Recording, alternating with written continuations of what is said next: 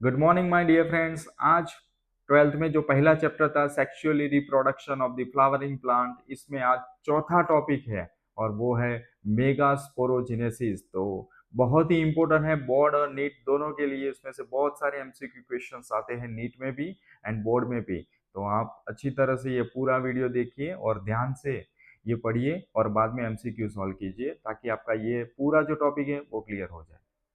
सो बच्चों, आज हमारा ये चौथा टॉपिक है फर्स्ट चैप्टर का, that is known as megasporogenesis. So बेटा, मेगास्पोरोजेनेसिस मैंने कल भी बोला था कि जीनेसिस का मतलब होता है फॉर्मेशंस। किसका formation? Megaspore. So the process of formation of megaspore from the megaspore mother cell MMC, that is called as megasporogenesis, and that behave as a megaspore mother cells. Very simple definition.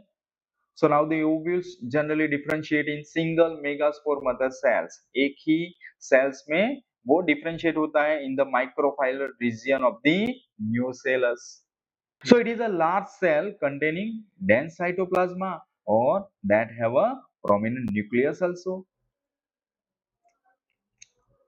So ये जो MMC है megaspore mother cell, वहां पे क्या होता है? Meiotic division होता है। सो एक में से दो और दो में से चार सेल्स बनते हैं। So that is female gametophytes or embryo sac. So in majority of the flowering plants, one of the megaspore that is functional, एक में से दो बना, दो में से चार बना। हमने बोला कि मियोटिक डिवीजन में ये चार में से तीन जो होते हैं वो डिजनरेट हो जाते हैं और एक ही होता है मेगास्पोर, वो फंक्शनली एक्टिव होता है। So only the functionally megaspore जो एक्टिव होता है वो ही डेवलपमेंट होता है। That is called as female gametophytes. That is also called as embryo sac. So these process of the embryo sac, that formation form a single megaspore. एक ही megaspore में से ये जो embryo sac का formation होता है उसको हम क्या बोलते हैं? Monosporic development. So second, that is development. किस तरह से डेवलपमेंट होता है फीमेल गैमेटोफाइट्स का? सो ये जो न्यूक्लियस होता है फंक्शनल मेगास्पोर का, तो वो माइटोटिकली वो डिवाइड होता है। सो एक में से दो न्यूक्लियाई बनेंगे and that both move in opposite poles and that forming the two nucleate embryo sacs. Now two more sequentially mitotic division, दो बार होगा डिवीजन ये दो एम्ब्रियो शेक का, तो दो में से चार और चार में से आठ न्यूक्लियट बनेंगे and that is called as 8 nuclear stages of embryo sac. So now the first, that is development of the monosporic embryo sac में आप देख सकते हो कि ये माइटोटिकली डिवाइड होके एक में से दो बना, दो में से चार, चार में से आठ और धीरे धीरे वो मैच्योर एम्ब्रियो सेक बन जाएगा। तो यहाँ पे होता क्या है? सो फर्स्ट जो होता है माइटोटिक डिवीजन होने के बाद वो 8 न्यूक्लियर एम्ब्रियो सेक बनाते हैं, लेकिन वो इमीडिएटली वहां पे सेल वॉल का फॉर्मेशन नहीं होता है। That is not follow immediately by the cell wall formations.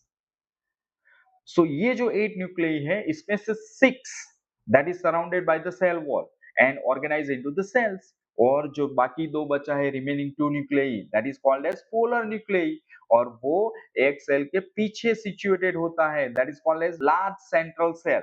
जो सेंटर में होता है that is called as large central cell, और उसको दो न्यूक्लियाई होती है।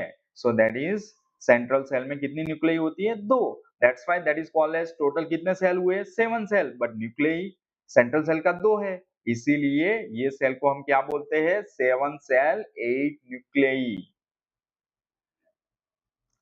सो ये जो है वो मैच्योर एम्ब्रियो सैक है। अब मैं उसका पूरा एक्सप्लेनेशन करता हूं 7 सेल 8 न्यूक्लियाई का। तो ध्यान से देखो कि कौन से 7 सेल्स है।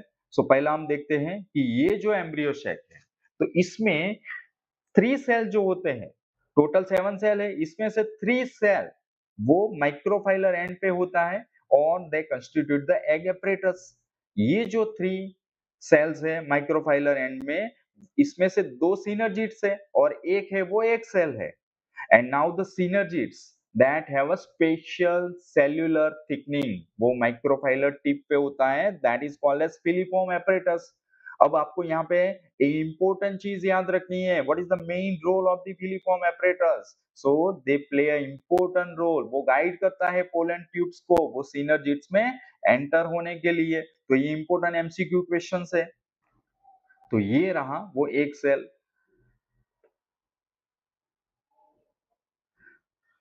सो आगे मैं उसका एक्सप्लेन करूं तो एंटीपोडल सेल्स, तो कितने एंटीपोडल सेल्स होते हैं इसमें? 3 एंटीपोडल सेल्स होते हैं और वो कहां पे होते हैं? चलाजल एंड पे, दैट इज चलाजल एंड पे 3 एंटीपोडल सेल्स होते हैं। तो अब तक हमने 6 सेल का एक्सप्लेन कर दिया है।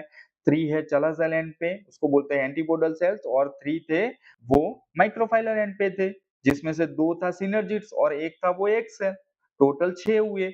अब एक सेल है, इसके बाद जो एक सेल है जिसको हम बोलते हैं सेंट्रल सेल, और सेंट्रल सेल को 2 न्यूक्लियाई होता है। दैट्स व्हाई ये जो एंजियोस्पर्म एम्ब्रियो सैक है उसको 7 सेल 8 न्यूक्लियाई कहा जाता है, और that is called as mature embryo sac.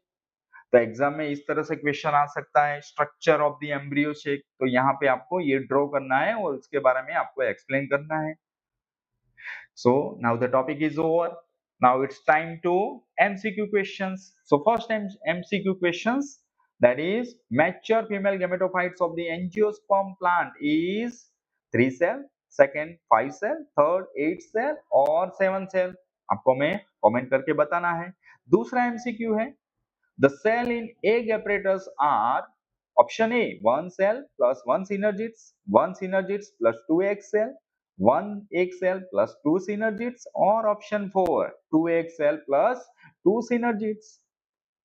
Third MCQ question है, if the egg cell of angiospermic plant has 20 chromosome, the chromosome present in PEN, leaf cell, megaspore mother cell, synergids, that respectively are option A 30 40 20 10, option B 60 30 20 20, third option 60 40 40 20, और fourth option 40 20 10 10। उसके बाद ये last MCQ question है, filiform apparatus that is found in synergid cell, egg cell, antipodal और central cell.